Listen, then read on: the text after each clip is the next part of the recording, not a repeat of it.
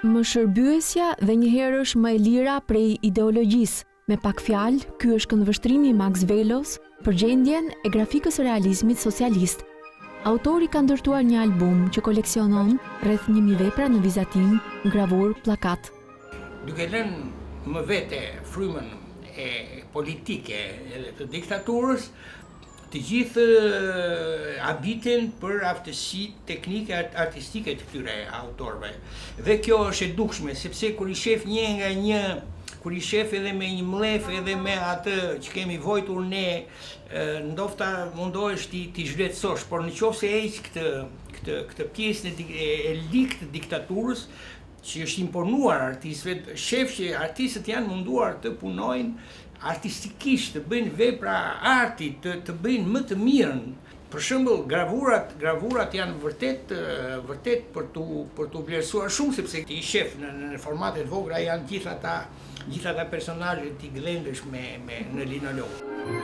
Nga gazetat e viteve 1945-1990, nga revistat Ylli, Nëntori, Shqiptarja e Re, janë zgjedhur afro 150 autor. Nga të parët është Sadi Kaceli, i cili shndron në objekte artistike veprat e mëdha të socializmit, digat, kantjeret, siç bëjnë në vizatim Buza, Dhrami, Stamo, në gravur Lumturi Dhrami, Musa Qari, Safo Marko e Pandimele mbi të gjithë. Në thelb, Velu i quan përmbledhje të artit të realizmit socialist në Shqipëri. Tër skemat e pikturave, tër skemat e skulpturave, tër eksperimentet, tër gjetjet e reja, në fillim bëheshin në grafik, pastaj kalonin në pikturë. E para, e dyta, në pikturë, meqense vjen ngjyra në ndihmë të madhe, kemi, si me thënë, më shumë mashtrim, më shumë spekullim, kurse këtu nuk spekulon dot. Këtu shiften aftësitë e autorëve që janë vërtet për tu lavdëruar, vërtet për tu marrë në konsiderat. Një pjesë e autorëve kishin studiuar në lindjen komuniste, për nga u importua, sidomos arti i plakatit, destinacioni i të cilit ishte më i drejt për drejt me funksionin propagandues. Që kjo është e 26-ës, edhe është konstruktiviste, dhe shifet se çfarë moderniteti sjell, domethënë arti në Rusi filloi sillte rryma moderne, që ishin arkitekturë, në plakat, në konstruksion, është ai, janë disa në Peterburg, vajta i fotografova, është ajo kulla e radios në Moskë e bërë e tjera. Pra, po t'i shosh këto janë vepra shumë moderne këto. Dhe pastaj kalohet, Stalini jep urdhrat, dhe kalohet ke kjo e 41-shit, ku kemi një popull që është mizëri, domethënë milingona, dhe njerëzit nuk kanë rëndësi përpara ideologjisë, ose kjo duart, se si duart janë drejt lavdis, drejt qiellit, drejt ngritura përpjetje, dhe që pastaj përsëritet në tërë plakatet tona, dora përpjet ose në skulpturat tona ose në grafikën tona. Por kishte autor si Safo Marko që nuk kishin kaluar nga akademitë dhe shkollat. Ajo është e para vizatuese në gazeta pas luftës, pranë gazetës Bashkimi për krah të shoqit, shkrimtarit Petro Marko. Një femër që prodhon shumë, edhe duhet të thuar që autodidakte, se si me konceptimin e saj, me punën gjigante që ka bërë.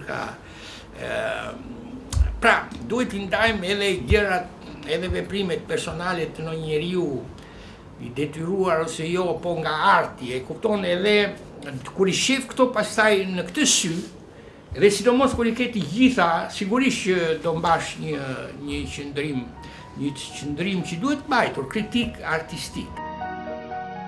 Si janë krijuar këto punë? Përse ndihej më i lirë se piktori, grafisti që të punonte dhe botonte? Si funksiononte mekanizmi? Redaksit ishin indipendente.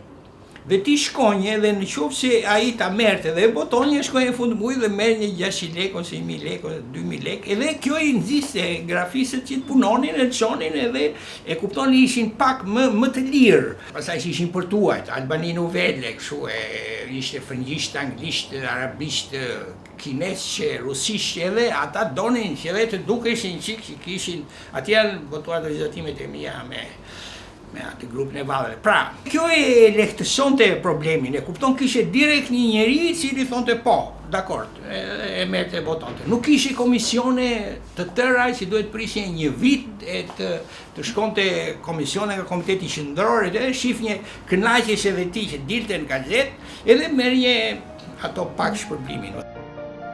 Punën për këtë libër, Velos ja ka bërë të vështirë boshllëku arkivor. Grafika nuk ruhet gjëkundi përveç se në shtypin e kohës, duke qenë vetë njëri që së pari ka kultivuar linjën e lapsit mbi letër, është ky rezultat. Veç kësaj po shihet se qëndrimi rrept i Velos ndaj arteve dhe lidhjes së artistëve gjatë komunizmit po qërohet dhe po zbutet me kohën, duke ndarë ç'ishte art dhe ç'ishte ideologji.